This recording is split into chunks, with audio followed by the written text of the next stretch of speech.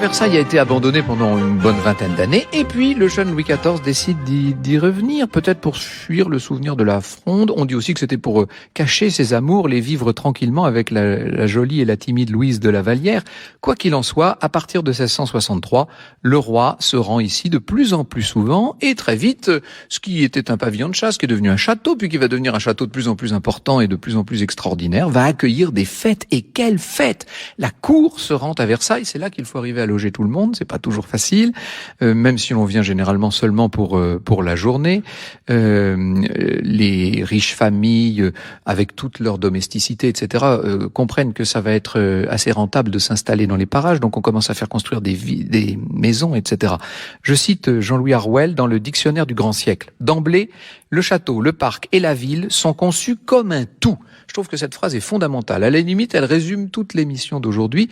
C'est un tout. On ne peut pas distinguer le château, les jardins, la ville. C'est un ensemble global.